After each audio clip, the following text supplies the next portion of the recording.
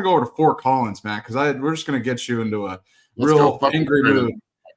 They hired Jim Mora, and I think this is an unbelievable hire for them. I don't think anybody saw this coming, though. Jim Mora leaving UConn to come to Fort Collins and take over the Sheep.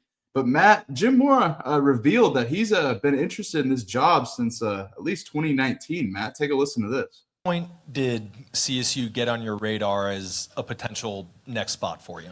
2019. So I went back and I looked through my yeah, I know. Might be a little surprising. In 2019, I sent a text to somebody here when the job was open expressing my interest. So that's when it got on my radar initially. I have a relationship with Jay Norvell. Jay coached for my dad. I grew up in this business, so I'm always very, very sensitive to the changes that take place. But as a football coach, we all understand that change is inevitable, and it's something that we have to accept if we're going to be in this business. When the program decided to move on from Jay, I was immediately interested. It renewed that interest that I had in 2019. And fortunately, that interest led to me being able to sit here in front of all of you today as the new head football coach at Colorado State. And like I said, I'm ecstatic about it. I mean, I can hardly contain myself. I can't wait to get going. Matt, I have a question about Coach Mora here. So obviously, Coach Prime's at Colorado. You got Coach Calhoun over Air Force. Do you think Coach Mora can take over the state of Colorado and become the best coach in Colorado? And on another note, what impact does this have to the Colorado Buffaloes, this hire, if any? Go ahead. Well, Troy Calhoun is the best head coach in Colorado, and I don't really think it's close. He's the most tenured. He's got the most bowl wins. He's got the most wins. I know Air Force has been down for a couple of years, but I have a feeling they're going to be pretty good next year. That's usually the way they operate. So we'll just put that out of the way. It's too bad that Air Force doesn't get an opportunity to go to the Pac-12. I would have loved to see the Pac-12, even though Army and Navy are on the East Coast. I would have loved to see them take all three of the service academy schools into that conference. That would have been pretty awesome. Now, that said, everybody knows I hate CSU. But I want you to understand that the respect I have for them, I lost the respect pretty much after McElwain. I just wasn't. They didn't operate the same. Bobo tried. He tried his best, but he was a little out of place. I think them moving to the Pac-12 and being in a major conference, regardless how you want to view it, it's still going to be a major conference. You go undefeated in the Pac-12 or you have one loss, you're making the playoff. That's true. Period. Because that conference is way better than the American. Yeah, especially. I mean, I wouldn't be surprised if the American teams start jumping to the Pac-12. So I think this is a fucking home run hire. He's a worker. His dad's a coach. He's been all over. He's been in the NFL. He's been in college. He's had success. He's failed. He's been fired. He's been hired. He's been blamed. He's been shamed, but he's also been praised. He's a fucking great recruiter. He's a program builder. And he's a grinder, bro. He's already on the phone. Dakota Rich, the linebacker at Valor, offered CSU. Probably gonna make that official today. I'm meeting with him and his parents this afternoon. Pretty awesome. CSU has been fucking like a disappearing act for the last 4 or 5 years. Jay Norvell was probably scared shitless of me, which is not surprising. Most sheep are. But Mora's not a sheep. Mora's a ram. Let's be real. That's true. That is true. Jay's a sheep. Yeah. Jim's a ram. Eric Pierce, Joel Dreesen, Morgan Pierce, Cecil Sapp, Clint Oldenburg. They're rams. Pete Rebstock, who I was talking to yesterday, the great little white boy wide receiver who put 200 on us my senior year. He's a ram. Those are the kind of guys I'm talking about when I say respect, where if you don't prepare for them, Sonny Lubbock's teams embarrass the fuck out of you in Mile High. It happened to me twice. I think this is a great hire. They're already on the road recruiting. They're already trying to flip kids. They're already bringing in guys from UConn. I personally think he's already said this is going to be his last job. I wouldn't be surprised if Jim's here for 10 years. And a couple of years from now, CSU is fucking humming, bro. Like humming like a motherfucker. Because I look at the new Pac-12. Okay, Canvas Stadium is beautiful. I know it's empty all the time, but that's because they suck. Period. When CU went there, that place was filled to the fucking brim. Okay, for the Wyoming and Air Force games, they had about half capacity. But again, you're gonna have to. I hope that they continue to play their rivals. We'll see. But I think CSU has the potential to walk into the Pac-12 and compete with San Diego State and Fresno State and Boise and Washington State and Oregon State for the fucking title. You arguably have the best head coach in the goddamn conference. I mean, Coach Lewis at San Diego State is incredible.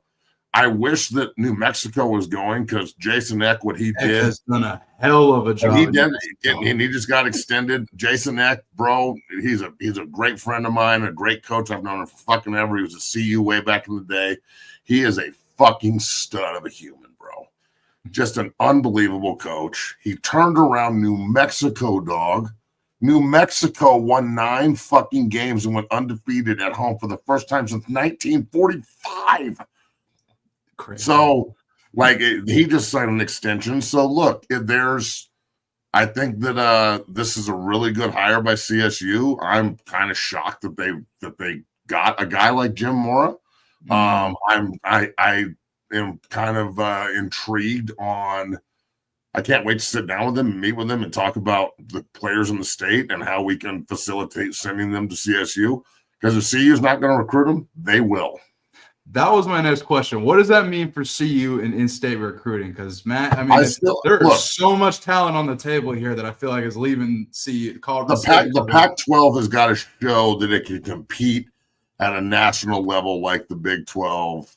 The ACC is, boy, we're going to talk about that later on the show. I know. We're going to have a good debate. But like the Big 12, you're never going to compete like the SEC and the Big 10. But at least get on the Big 12 and the ACC's level, right?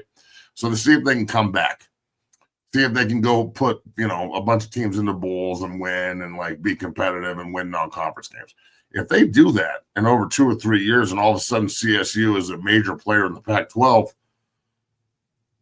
I don't see why you can't keep anybody here. If you've got more money in revenue, you've got more money in the NIL coffers, you got more money to give the players because you're in a major conference because of the TV deal. Even though the Apple deal with Pac-12 is like $20 million, is better than the $2 million that they give from the Mountain West. So fair. I think that this is all about work now. Make sure you hire an offensive line coach that doesn't block me on Twitter.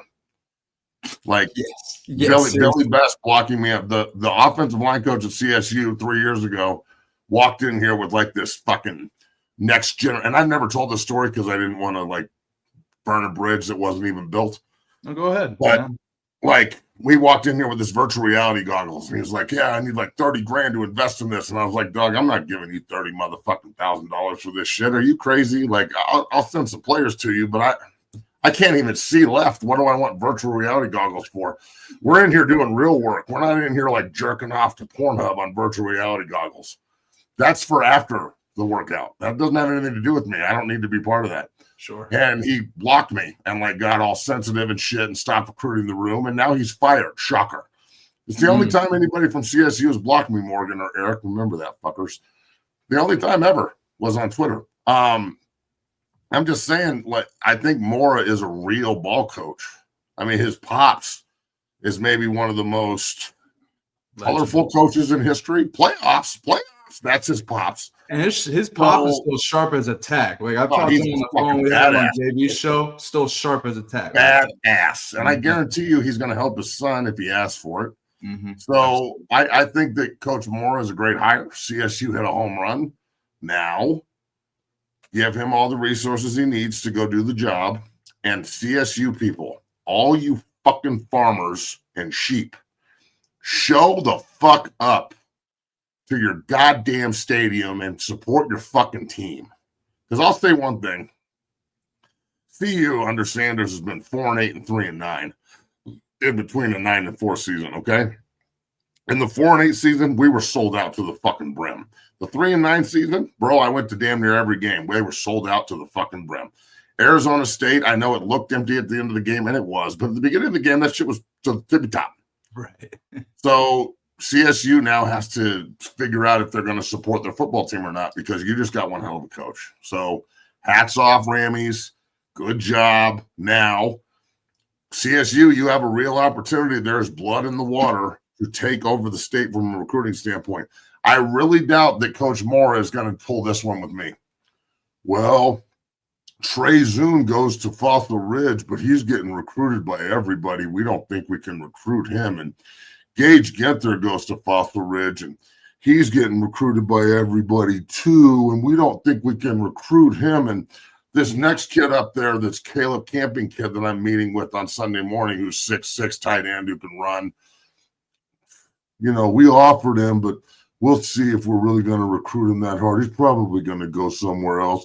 Oh, darn it, G. Wilkers. Nah, fuck that. Coach Mora's not going to roll like that. He's going to walk in and go, you can stay here and develop and go to the NFL and be a fucking multimillionaire just like all these other guys did. And remember, Sonny Lubbock's teams, like, I know you're young, Bailey. I'm not trying to talk shit. Okay. The Sonny Lubbock CSU teams, from the minute he took over until the minute he left, were such a massive pain in the fucking ass. They were always good.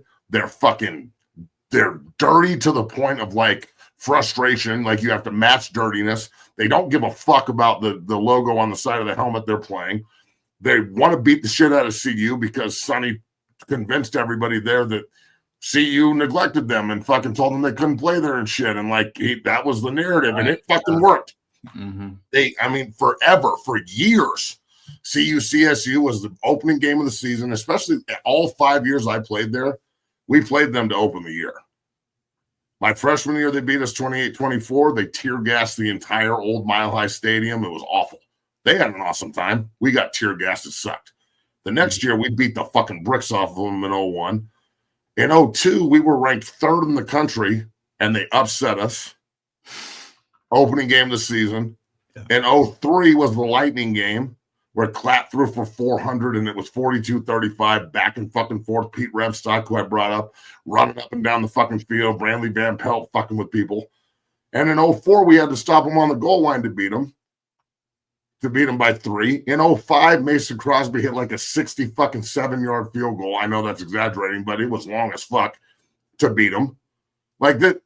And then it kind of died because both teams were kind of shitty. And then CU would be good one year and CSU would be bad. And CSU would be good under McElwain with Weston Richburg and those boys, and they would win a bowl game with Washington State, but CU would be shitty. Like they didn't pair up when they were both good again. Mm-hmm. So I hope the rivalry comes back. I really hope that Mora and Prime and the administration in Fort Collins and the administration in Boulder, next year, Colorado plays Weber State at home.